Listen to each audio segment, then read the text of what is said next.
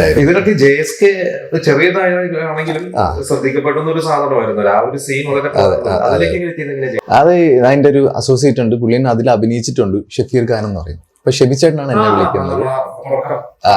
അതെ അതെ അതെ. അപ്പൊ ഷെബിച്ചേട്ടൻ എന്നെ വിളിച്ചിട്ട് പറഞ്ഞത്, എടാ ഇങ്ങനൊരു പരിപാടിയുണ്ട്, ചെറിയ പരിപാടിയാണ്, പക്ഷെ എന്തായാലും നോട്ട് ചെയ്യുന്നൊരു പരിപാടിയാണ്, ഒന്ന് വാന്ന് പറഞ്ഞു, ഒന്ന് ചെയ്യാം, നീ ചെയ്യുന്നതിന് പ്രശ്നമല്ലോ ഉണ്ടോ ചോദിച്ചു. ഞാൻ പറഞ്ഞു ചേട്ടാ ഇതല്ലേ എന്റെ ജോലി, അങ്ങനെയൊക്കെ ചോദിക്കേണ്ട കാര്യമില്ല. അങ്ങനെ ഞാൻ ആണ് JSKയിലേക്ക് എത്തുന്നതും. പിന്നെ JSK ചെയ്തു. ഗെറ്റ് സെറ്റ് ബേബിയിൽ അഭിനയിച്ചിട്ടുണ്ടായിരുന്നു. ഗെറ്റ് സെറ്റ് ബേബിയിൽ അഭിനയിച്ചിട്ടുണ്ടായിരുന്നു. കാക്കിപ്പടയിൽ അഭിനയിച്ചിട്ടുണ്ടായിരുന്നു.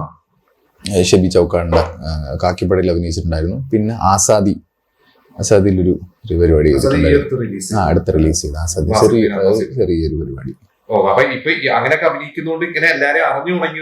അതെ അതെ അതെ അതെ. എനിക്ക് ആസാദിയാണ്, ആസാദിയിലെ റൈറ്റർ സാഗറേട്ടനെയാണ് ഞാൻ എറണാകുളത്ത് വന്നിട്ട് ആദ്യം പരിചയപ്പെടുന്നത്. അവിടെ നിന്നാണ് ഒരു എറണാകുളം ഒരു ബെൽറ്റില് മെയിൻ സ്ട്രീമിലെ ആൾക്കാരെയൊക്കെ ഒന്ന് പരിചയപ്പെട്ട് തുടങ്ങുന്നതൊക്കെയാണ് അതിലേക്ക് വരുന്നത്.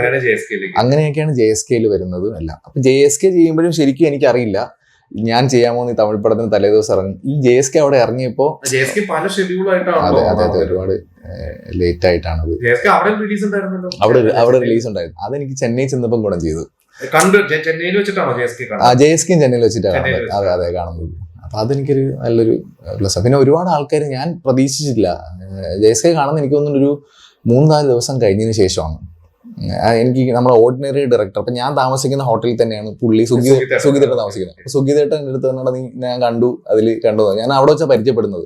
പുള്ളി എൻ്റെ അടുത്ത് പറഞ്ഞ് ഞാൻ നിന്നെ കണ്ടു ഉണ്ട് എന്ന്. അപ്പൊ രജത് മേനനൊക്കെ ഉണ്ടായിരുന്നു അവിടെ, സംസാരിച്ചു, അങ്ങനെ അവിടെ വെച്ച് കണ്ടു. അതൊരു ഭയങ്കര ഒരു മൊമെന്റ് ആയിരുന്നു, നല്ല രസമായിരുന്നു. അതെ അതെ അതെ അനുപമമായിട്ടുള്ള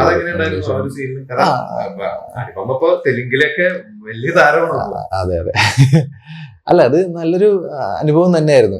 ഈ അനുപമയാണ് അതിലുള്ളതെന്ന് എനിക്ക് അറിയില്ലായിരുന്നു ശരിക്കും പറഞ്ഞാല്. ഞാൻ അഭിനയിക്കാൻ പോകുമ്പോൾ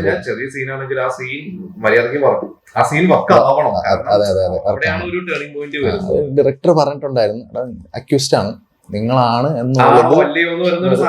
അതെ അതൊരു കറക്റ്റ് ആയിട്ടൊരു സാധനം ഉണ്ടാവണം എന്ന് പറഞ്ഞാൽ നിങ്ങൾ ഇങ്ങനെ ക്രിക്കറ്റ് പരിപാടിയൊന്നും അല്ലാതെ ഒരു സാധനമാണ് വേണ്ടത് എന്ന് പറഞ്ഞു.